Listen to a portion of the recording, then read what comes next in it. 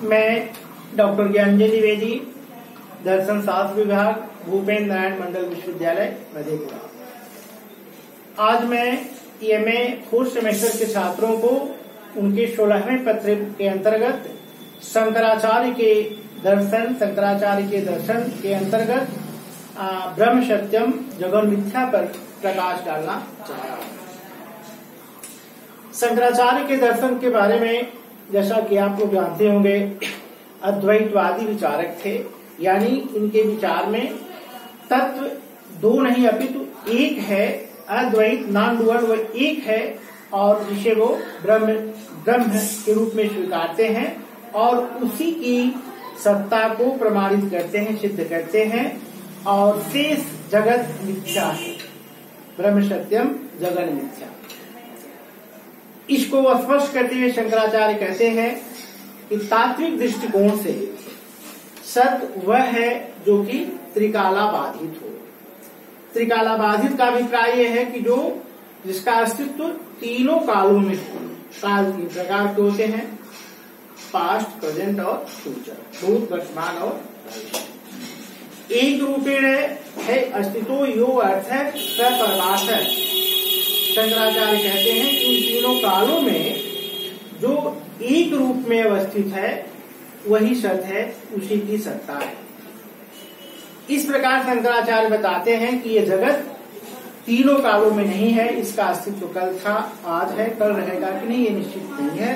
अतः ये जगत त्रिकालाबाधित नहीं है, इसका अस्तित्व तीनों कालों में नहीं है। एकमात्र ब्रह्म ही सत्य है। क्यों? क्योंकि वो तात्विक दृष्टिकोण से क्योंकि वह त्रिकालाबाधित है, यानी उसका अस्तित्व तीनों कालों में है, तीनों कालों में वह एक रूप में रहता है। अतः एकमात्र ब्रह्म ही सत्य है। इस पर शंकराचार्य अपने ब्रह्म पर दो दृष्टिकोण से विचार करते हैं, व्यवहारिक दृष्टिकोण से और पारमार्थिक दृष्टिकोण से। व्यवहारिक दृष्टिकोण से शंकराचार्य कहते हैं कि ये जगत सत्य है, इसका कर्ता या सृष्टिकर्ता ब्रह्म या ईश्वर है, पालन करता, संहार करता। ये जो ब्रह्म या ब्रह्म ईश्वर, ब्रह्म के रूप में जो ईश्वर है यहाँ पर, वो व्यवहार के दृष्टिकोण से सृष्टिकर्ता, पालन करता, संहार करता आदि हो सकता है। लेकिन ये व्यवहार की दृष्टि में है, जगत की दृष्टि से है।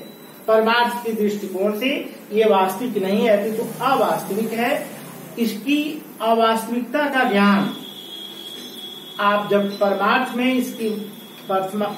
में पहुंचते हैं तब इसका ज्ञान होता है कि ये जगत पूरी तरह से अवास्तविक था, ये वास्तविक था ही नहीं। इसको एक उदाहरण देकर शंकराचार्य समझाने का प्रयास करते हैं। जैसे स्वप्नावस्था और जागृतावस्था को लेकर समझाते हैं। जब तक आप स्वप्न की अवस्था में हैं, स्वप्न की परिधि में हैं, तब तक स्वप्न की वस्तुएं आपको यथार्थ लगती हैं, वास्तविक लगती हैं, सत्य लगती हैं। लेकिन जैसे ही आप स्वप्नावस्था से निकलकर जागृतावस्था में जाते हैं तो आप पाते हैं कि स्वप्न की वस्तुएं जो थी उसका कोई वास्तविक अस्तित्व नहीं था, कुछ क्षणों के लिए भी उसका अस्तित्व नहीं था। लेकिन जब तक आप स्वप्न की परिधि में थे, स्वप्नावस्था में थे, तब तक आप पाते थे कि ये वस्तुएं उसी भाव जैसे जागृतावस्था में वो सत्य प्रतीत होती थी, वैसे ही स्वप्नावस्था में भी वो सत्य प्रतीत हो रही थी। लेकिन वो स्वप्न की परिधि की बात है। स्वप्न की मिठाई भी आपको मीठी लगती है। स्वप्न भी यदि आप किसी गाड़ी पर बैठते हैं तब उस जगह पे जाके आपको छोड़ देती है।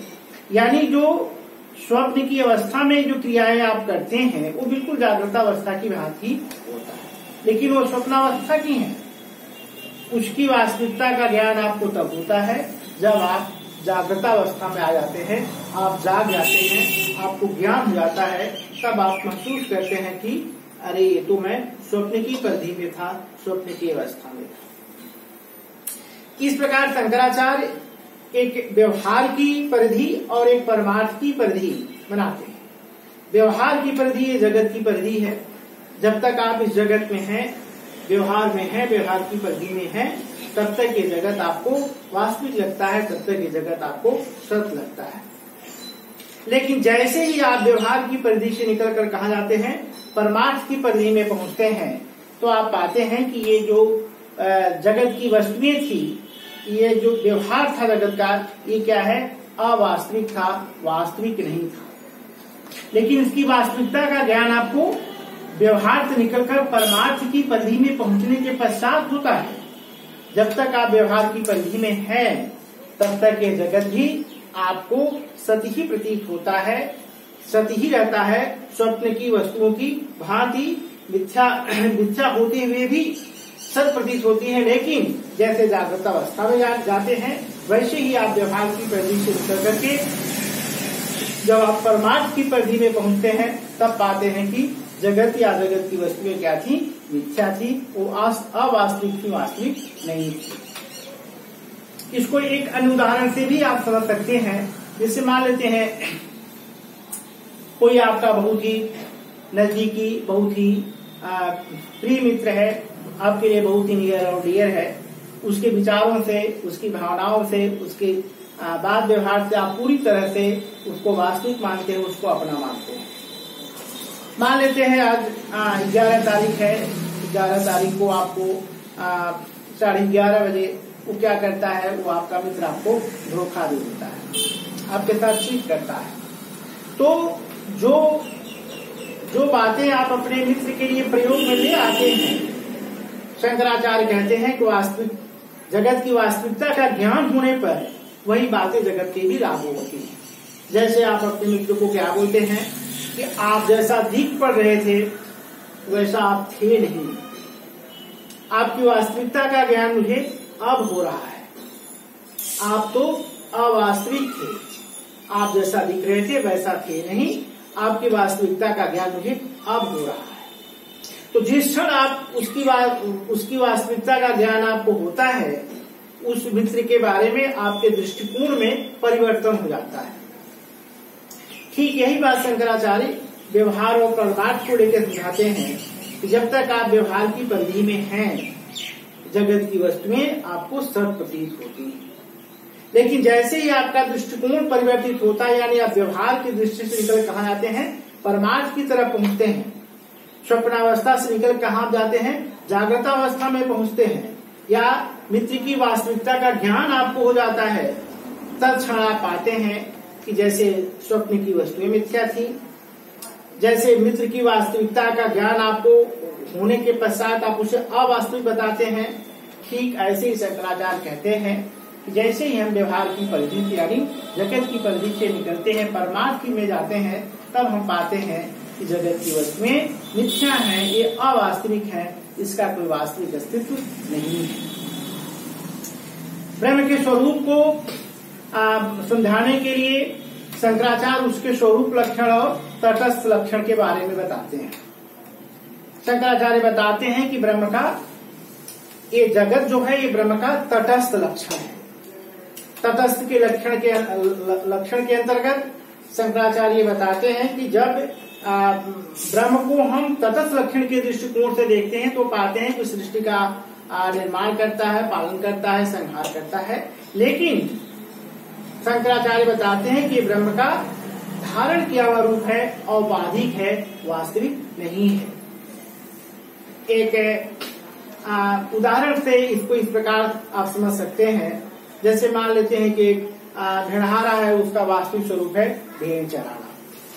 रंगमंच के दृष्टिकोण से कभी वो राजा बनता है, कभी विजेता बनता है, कभी राम का रोल करता है, कभी हनुमान आदि का रोल करता है। लेकिन रंगमंच के दृष्टिकोण से ये विभिन्न प्रकार का रूप धारण करता है। उसका वास्तविक स्वरूप क्या है, वो भेड़ चराता है। ठीक ऐसे ही शंकराचार्य कहते हैं कि ये ब्रह्म जो है, ये जगत की दृष्टिकोण से विविधताओं को धारण करता है, ये उसका औपाधिक धारण किया हुआ रूप है, ये उसका वास्तविक स्वरूप नहीं है। अपने वास्तविक स्वरूप में शंकराचार्य बताते हैं कि वह सच्चिदानंद स्वरूप है, वो शुद्ध सत्य है, शुद्ध चित है और शुद्ध आनंद स्वरूप। सच्चित आनंद को समझाते हुए शंकराचार्य इसकी परिभाषा भावात्मक नहीं तो निषेधात्मक देते हैं बताते हैं सत वह है जो कि असत नहीं है, चित वह है जो अचित नहीं है, आनंद वह है जो कि असीम और आनंद असीम है, अनंत है, उसी में आनंद है। यो वै भूमा तत्सुखम ना अल्पे सुखम अस्ति, यानी जो सीमित है उसमें सुख नहीं है, अपितु जो असीम और आनंद है, असीम और अनंत है, उसे ही पूर्ण आनंद की प्राप्ति होती है। ब्रह्म चूंकि असीम और अनंत है, अतः शंकराचार्य की दृष्टि में ब्रह्म सच्चिदानंद स्वरूप है, यानी ब्रह्म को आप सच्चित और आनंद से पृथक या अलग नहीं कर सकते हैं। तटस्थ लक्षण जगत के दृष्टिकोण से उसमें है, रंगमंच पर किए गए अभिनय की भांति जैसे वास्तविक स्वरूप में कुछ भी है, लेकिन रंगमंच के दृष्टिकोण से कभी राजा कभी विजेता बनता है। ऐसे ही शंकराचार्य कहते हैं कि ये जगत ब्रह्म का क्या है, तटस्थ लक्षण है, स्वरूप लक्षण नहीं है। स्वरूप लक्षण में सच्चित और आनंद स्वरूप है।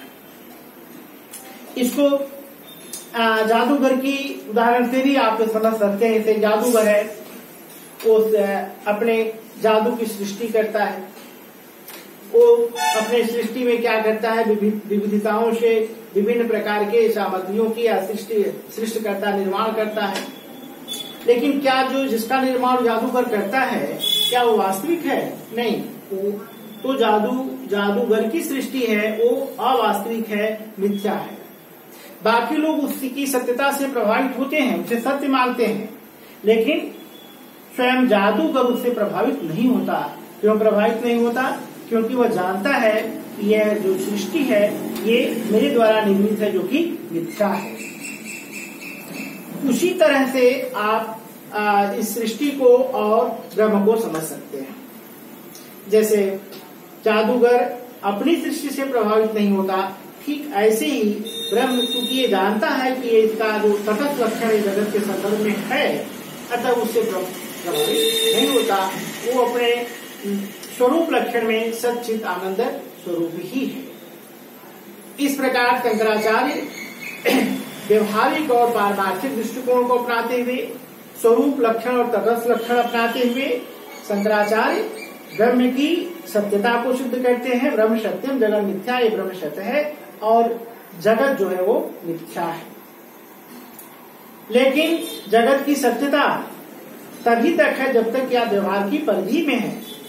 परमार्थ की अवस्था में पहुंचने पर आप उसके या ब्रह्म के वास्तविक स्वरूप जो कि सच्चित आनंद स्वरूप है, उसका ज्ञान होने पर आपको ये ज्ञान हो जाता है कि ब्रह्म सत्य है, शुद्ध सत्य है, शुद्ध चित है, शुद्ध आनंद स्वरूप है और ये विविधताओं से पूर्ण जगत क्या है, मिथ्या है।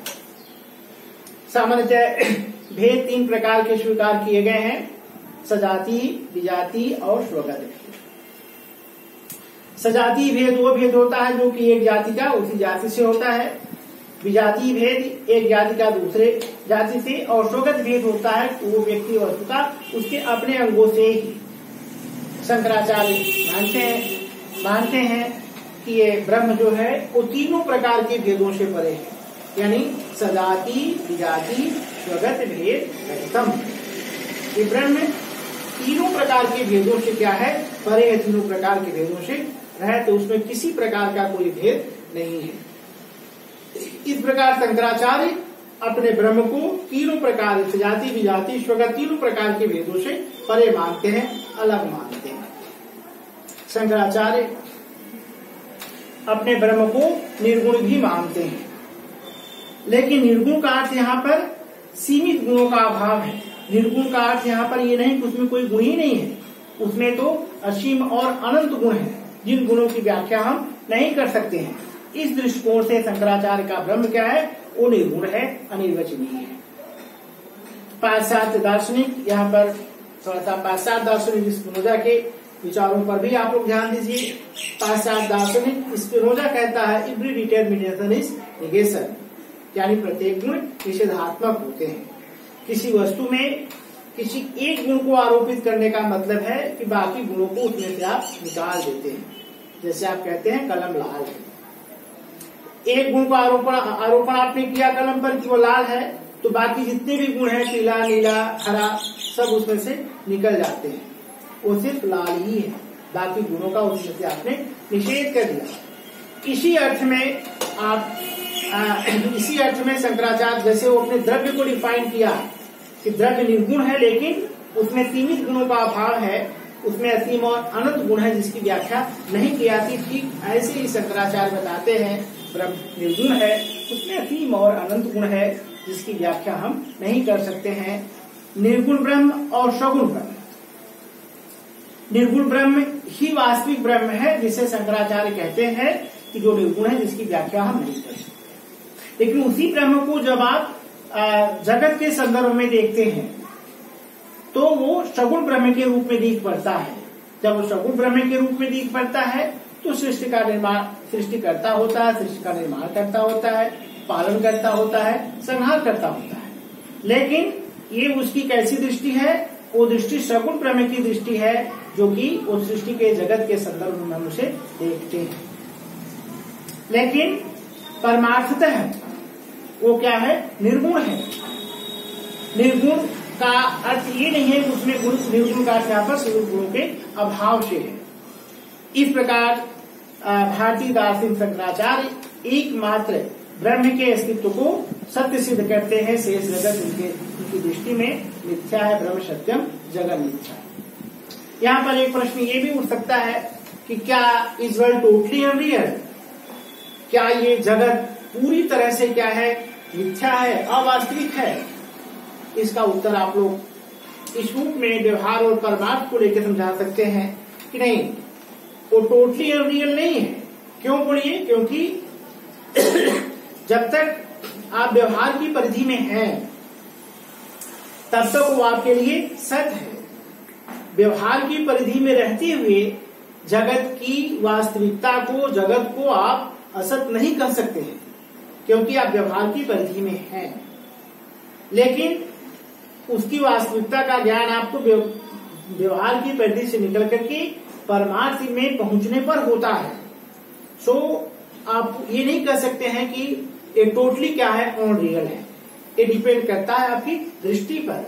जैसे स्वप्न की परिधि में आप हैं तो स्वप्न की वस्तुएं आपको सत्य लग रही हैं, लेकिन स्वप्न की परिधि से निकलने पर जब आप जागृत अवस्था में जाते हैं तब आप पाते हैं कि ये स्वप्न था, ये तो वस्तु का कोई अस्तित्व नहीं था। ठीक ऐसे ही जब तक आप व्यवहार की परिधि में हैं, जगत की परिधि में हैं, तब तक ये व्यवहार की वस्तुएं आपको सत्य प्रतीत होती हैं, सत्य लगती है।